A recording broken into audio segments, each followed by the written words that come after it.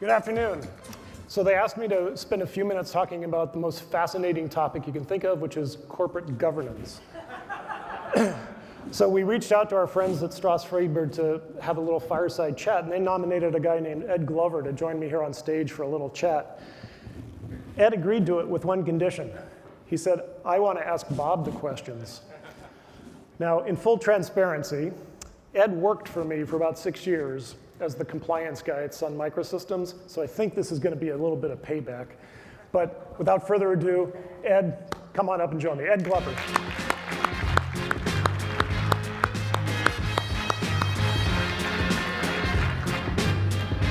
How's it going, buddy? Good to see you. So I'm all yours for a few minutes. You get to. Well, I just want to quickly point out, Stroz Friedberg, if you're not familiar with us, we're a cybersecurity company. We focus on leading edge expertise in breach investigations, digital forensics, incident response, and what we call security science, which is around assessments and proactive services, penetration, e-discovery, and we do due diligence for our customers. And we were just recently, about a year ago, bought out by Aon. And what that brings together is a comprehensive view on risk reduction solutions and strategies for the customer. So this is something that is we're seeing a lot of, especially in the board. We're hearing about all these different types of breaches and the things that are going on. And the board is now needed to take more of a closer look at all of this. Especially in the last couple of years, I think more and more boards are beginning to be concerned because there is a wind out there that there could be regulations that might be forced upon us if we don't start taking more of a proactive approach. But one of the things the boards need to think about is bringing people on the board who have a really good understanding of risk. It's not an easy area to understand. And the board also needs to start looking at potentially funding a risk program, not just from a cybersecurity, but from a holistic standpoint, because you have legal risk, you have third-party risk, vendors, you have financial risk, business risk, and of course security and technology risk and process risk. So a lot of companies are beginning to look at up-leveling the risk program into a higher level. I've actually seen some companies bring in what they call a CSO above the CISO, to look at risk at a larger perspective and have more access to the board.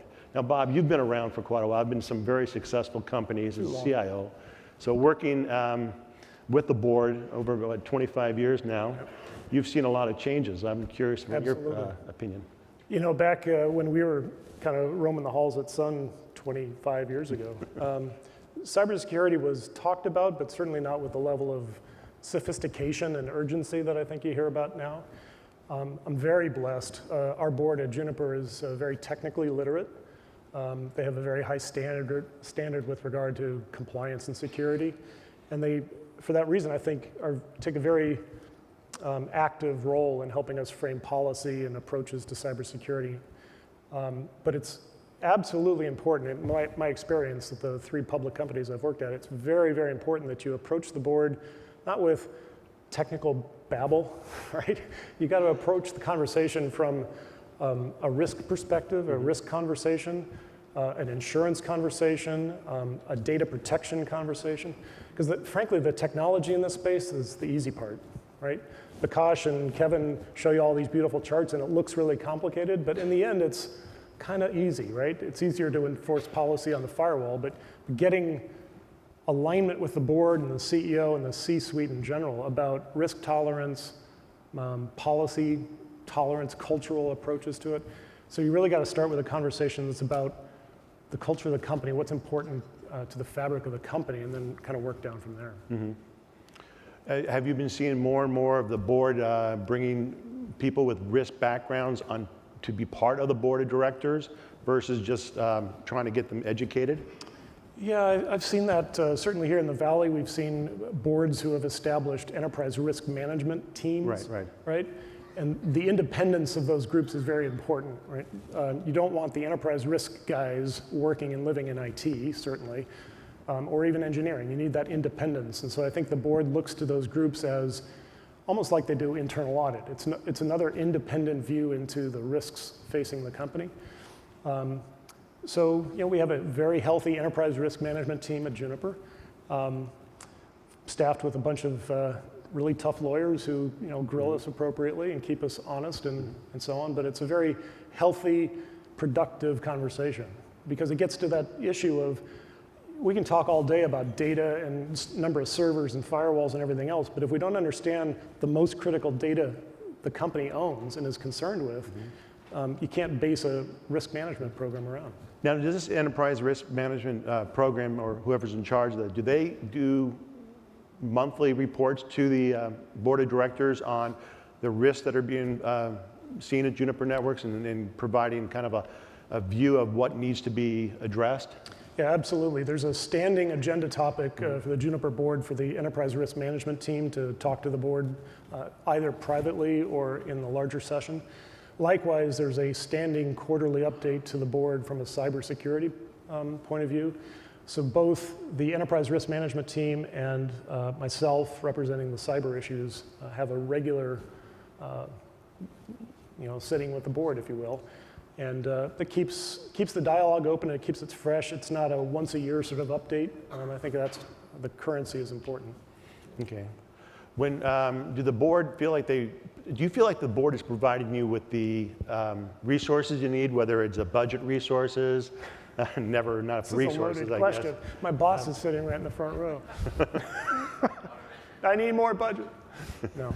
But because what I've been seeing out there, and Juniper Networks is somewhat unique compared to a lot of other companies out there because they're not providing the type of budgets and the resources that is going to be needed to really prevent these risks from resulting in security breaches and potential losses to the company. And this is something that I think that most board of directors and companies need to be more aware of and need to really embrace that. Especially, larger companies I think they get it, but there's a lot of other companies out there that don't really understand it. And we're an interconnected world. We're connected with everybody, our partners, especially our partners. We're seeing, a lot of security breaches coming through our partners, and we've heard a couple of big ones that way. Yeah, I think what's maybe unique at Juniper a little bit is there's a certain sensitivity around the security topic because Juniper's products are used in such sensitive places, right? Critical infrastructure of governments worldwide. So whether it be your run-of-the-mill engineer all the way up to the C-suite, I think from the first day I've been there, there's a sensibility around how important security is. And that permeates up into the board as well. From the very first time I met the audit committee, it was all about what are we doing to manage risk? What are we doing to manage cybersecurity? How are we protecting our most vital assets? So I'm blessed by the fact that the company and the culture of the company take it as seriously as I do personally. Do you have any recommendations that you would like to see, if you'd like to see happen that would make your job a little bit easier, especially being in charge of security in your organization? No, as I say, and I'm not saying this because my peers are in the audience, but I really am blessed with, I won't say a blank checkbook because our CFO's in the audience, but I am blessed with the support I need. My hope for my peers, you and I share friends across the valley here who are all CISOs and CIOs. My hope for all of them is that they can find an opportunity to have a relevant risk-based conversation with the board to get the board engaged in their quest, if you will, right? Their journey. Because if it's just a CISO or a CIO, rattling the cages every quarter, people just get tired of that, right? They think sky is falling, the sky is falling, until that magic day when you have a breach, and then the sky is falling.